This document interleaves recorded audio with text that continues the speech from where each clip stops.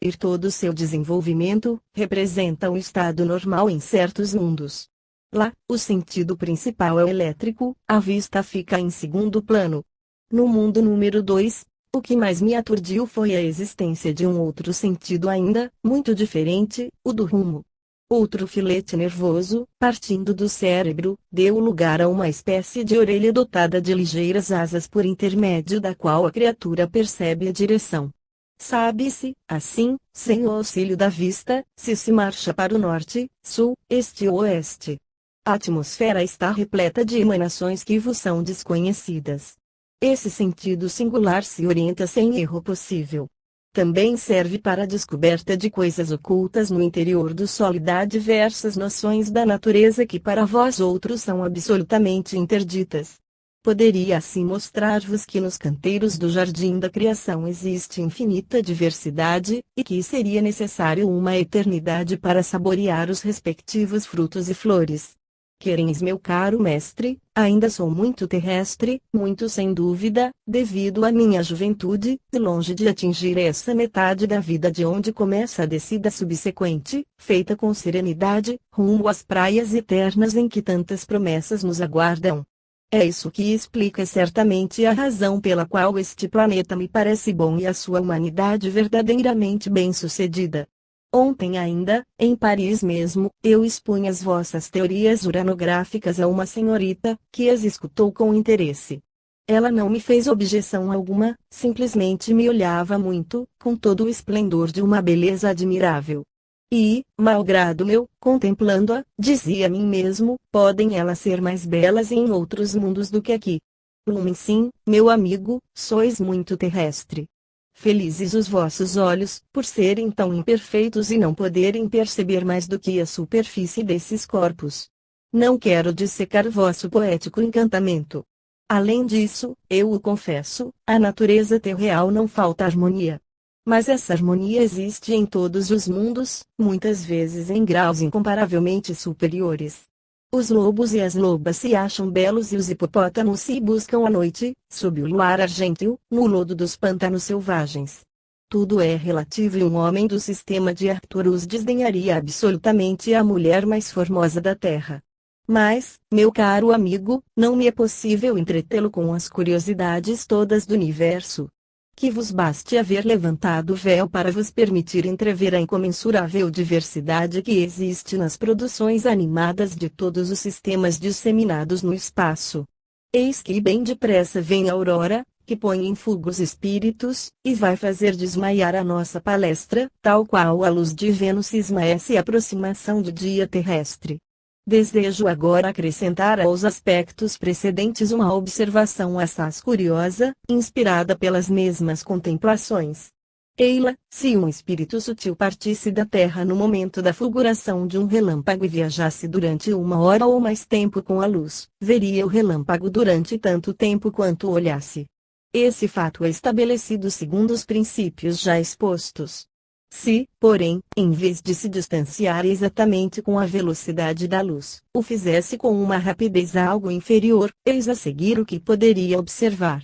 Admitamos que essa viagem de afastamento da Terra, durante a qual o espírito sutil olha o relâmpago, dura 1 minuto, e suponhamos que o clarão perdure por espaço de 1/10 de segundo. O contemplados continuará enxergando o relâmpago durante 600 vezes a sua duração, mas, se em vez de voar parelho sem a velocidade da luz, mover-se mais lentamente, e, por exemplo, empregar 1/10 de segundo para chegar ao mesmo ponto, não verá sempre o mesmo momento do relâmpago, e sim sucessivamente os diversos momentos que constituíram a duração total do relâmpago, que foi igual a 1/10 de segundo. Naquele minuto inteiro, teria tido vagar para ver, primeiro, o começo do clarão, e de analisar o desenvolvimento, as fases e a continuação, até ao fim. Concebei que estranhas descobertas poderiam ser feitas na natureza íntima do relâmpago, aumentado 600 vezes na ordem de sua duração. Que pugnas espantosas teríeis tempo de perceber em suas flamas! Que pandemônio! Que sinistro de átomos! Que mundo oculto, por sua fugacidade, aos olhos imperfeitos dos mortais! Se pudesseis ver pelo pensamento, separar e contar os átomos que constituem o corpo de um homem, esse corpo desapareceria para vós, porque há nele bilhões e bilhões de átomos em movimento e, para o olhar do analista, o conjunto se tornaria uma nebulosa animada pelas forças da gravitação. Swedenborg não imaginou que o universo, visto em conjunto, tem a forma de colossal gigante. É o antropomorfismo. Mas tudo se assemelha. O que sabemos de mais seguro é que as coisas não são tal qual nos parecem, nem no espaço, nem no tempo. Voltemos, porém, ao relâmpago retardado. Quando viajais com a velocidade da luz, vedes constantemente o aspecto existente no momento da partida. Se permanecesseis durante um ano levado por essa mesma rapidez, teríeis ante os olhos, durante um ano, o mesmo acontecimento. Mas, se para melhor apreciar um acontecimento que não houvesse durado mais de alguns segundos, o desabar de um monte, uma avalanche, um tremor de terra, por exemplo, o espírito sutil, posto em ação por mim, parte de modo a apreciar o começo da catástrofe, diminuindo um pouco a marcha em relação à da luz, de modo que não veja constantemente o princípio, mas o imediato momento que o seguiu. Depois o segundo, e assim sucessivamente, de maneira que não chegue ao fim antes de uma hora de exame, e seguindo quase a luz, o acontecimento dura para ele uma hora, ao invés de alguns segundos, ele vê os penhascos ou as pedras suspensos no ar e pode, assim, render-se conta do modo de produção do fenômeno e das peripécias retardadas. Já podeis, nas possibilidades científicas terrestres, apanhar fotografias instantâneas dos momentos sucessivos de um fenômeno rápido, tais o relâmpago, um bólido, as vagas do mar, erupções vulcânicas, a queda de um edifício, e fazê-los em seguida passar aos olhares com lentidão calculada ante a persistência retiniana. De igual maneira, mas em sentido contrário, podeis fotografar o aparecimento da flor em botão até seu total desabrochar e daí até ao fruto, o desenvolvimento de uma criança, desde o nascer até a idade madura e projetar essas fases sobre um fundo apropriado, fazendo desfilar em alguns segundos a vida de um homem ou de uma árvore. Em vosso pensamento, haverdes comparado esse processo ao de um microscópio que aumentasse o tempo. É exatamente isso, vemos assim o tempo amplificado. O processo não pode receber rigorosamente a denominação de microscópio, mas, mais depressa, o de cronoscópio, ou de cronotelescópio, ver o tempo de longe. A duração de um reino poderia, pelo mesmo processo, ser aumentada segundo o arbítrio de um partido político.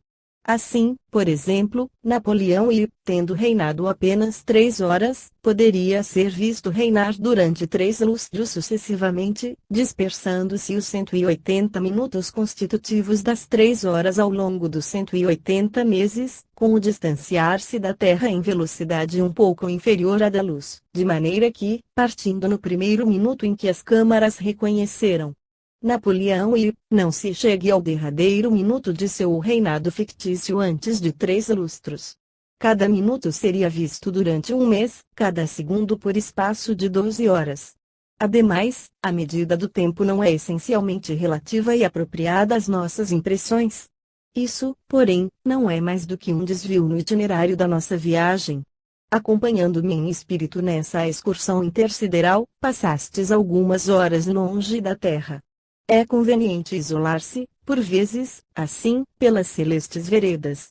A alma tem maior posse de si mesma e, nessas reflexões solitárias, penetra profundamente através da realidade universal. A humanidade terráquea, já compreendestes, é, tanto no moral quanto no físico, a resultante de forças virtuais da Terra. A forma humana, o talhe e o peso dependem dessas forças. As funções orgânicas são determinadas pelo planeta.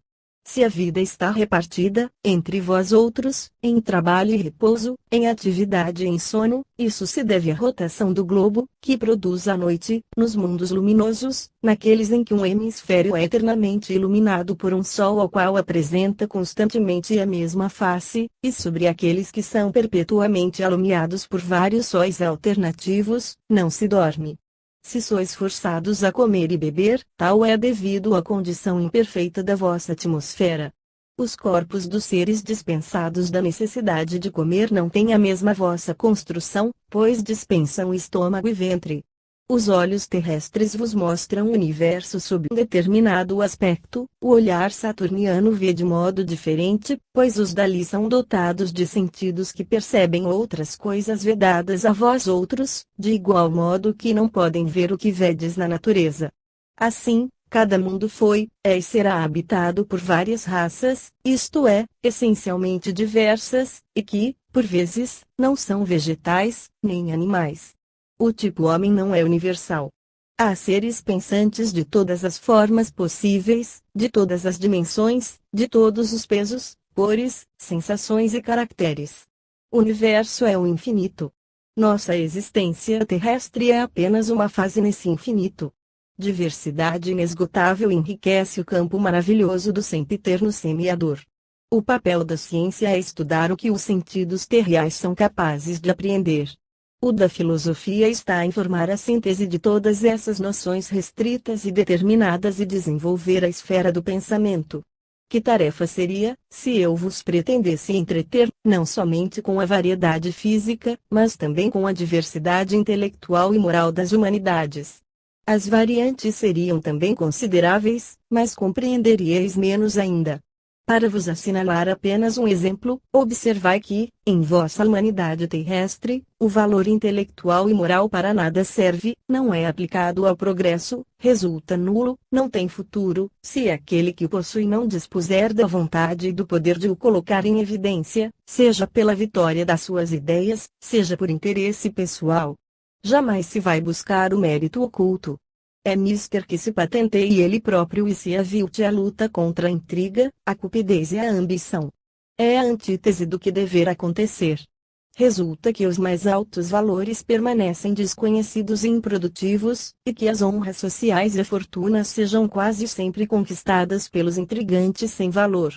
Pois bem, ainda há pouco, em uma das regiões mais luminosas da Via Láctea, um sistema de mundos que visitei me apresentou em todos os seus orbes, sem exceção, uma ordem intelectual absolutamente diversa. Lá, a organização dos estados é constituída de tal sorte, que os homens escolhidos, pelas suas virtudes, para o governo dos cidadãos, não têm outras funções além de irem oferecer aos valores intelectuais as posições que lhes devem pertencer. Busca-se descobrir as inteligências, tal qual vós outros procurais encontrar ouro e diamantes. É para proveito da humanidade. Não se criaram academias, mas não se conceberia que um homem de valor, em lugar de ser por ela solicitado, estivesse na contingência de perder seu tempo em visitas de lisonja, para se ver em seguida preferido muitas vezes um nulo dourado que soube captar os sufrágios. É verdade que o referido sistema de mundos está em grau intelectual muito superior.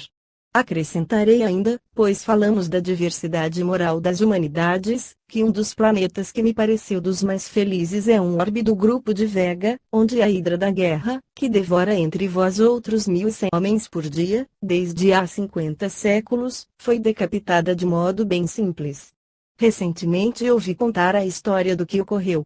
Um dia, as câmaras dos diferentes povos, porque havia também nações separadas, votaram a mesma lei, declarando que os interesses das nações entram por vezes em rivalidades inevitáveis, cabendo à sorte das armas ainda em certas circunstâncias decidir, importava considerar, no entanto, que os povos são os verdadeiros soberanos e constituem a base fundamental da humanidade, e que era inútil, oneroso e inconveniente derramar sangue de um tão grande número de homens.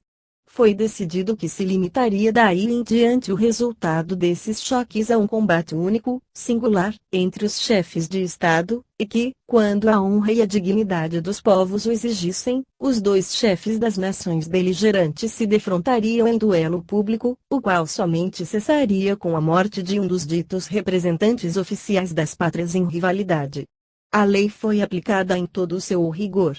E, após 2 ou 3 duelos, em menos de meio século, os chefes dos diferentes países entenderam-se para assegurar uma confederação amiga de Estados Unidos de todos os povos do planeta, sob a previdência desses representantes oficiais, formando o Grande Conselho Internacional da República Universal, e a guerra desaparecia para sempre.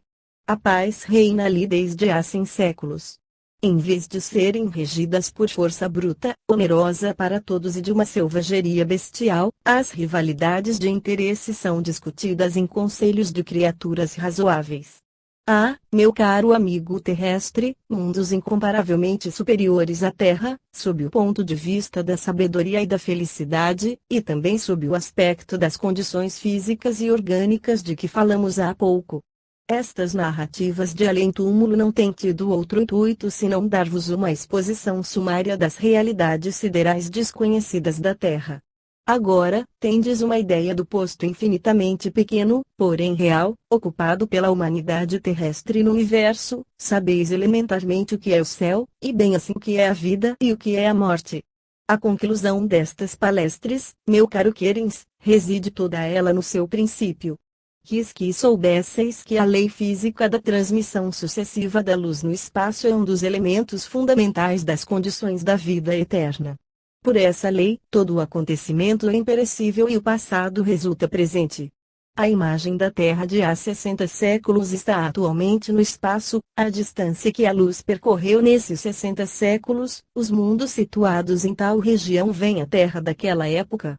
Nós outros podemos rever a nossa própria existência diretamente, e nossas diversas existências anteriores, basta para tanto estar à distância conveniente dos mundos onde houvermos vivido.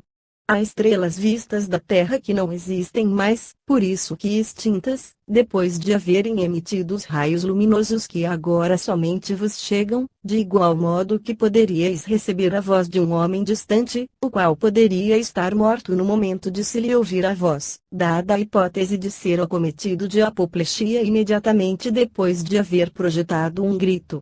Assim, estas conversações estabeleceram que os acontecimentos do passado existem sempre, levados no éter do espaço infinito.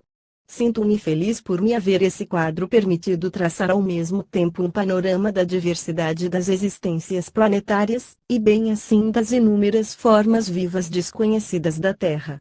Aqui ainda, as revelações de Urânia são mais vastas e mais profundas do que as de todas as suas irmãs. A Terra não passa de um átomo no universo. Detenho-me aqui, todas essas numerosas e diversas aplicações das leis da luz vos eram desconhecidas. Na Terra, nessa caverna obscura, tão judiciosamente qualificada por Platão, vegetais em plena ignorância das gigantescas forças em ação do universo. O dia virá em que a ciência física descobrirá na luz o princípio de todo o movimento e a razão íntima das coisas. Já, desde há algum tempo, a análise espectral tornou possível identificar, no exame de um raio luminoso vindo do Sol ou de uma estrela, as substâncias que constituem esse Sol e essa estrela. Já podeis determinar, através de uma distância de bilhões e trilhões de quilômetros, a natureza dos corpos celestes, dos quais recebeis apenas o raio luminoso. O estudo da luz vos prepara resultados mais magníficos ainda, na ciência experimental e em suas aplicações à filosofia do universo. Mas, eis que a refração da atmosfera terrestre estende para além do zênite a luz emanada do vosso Sol. As vibrações do dia impedem-me comunique por mais tempo convosco. Adeus, meu digno amigo. Adeus, ou antes, até breve. Talvez regresse algumas vezes para conversar ainda com o vosso espírito, para demonstrar que jamais vos esqueço. Depois, mais tarde, quando a hora da vossa alforria terrestre houver soado à sua vez, quando o vosso corpo adormecer no derradeiro sono neste medíocre planeta, eu virei ante vosso espírito, e faremos então uma viagem real através dos inenarráveis esplendores da imensidade. Nos sonhos mais temerários da vossa fantasia não formareis jamais uma ideia, sequer aproximada, das estupendas curiosidades, das maravilhas inimagináveis que vos aguardam. Fim.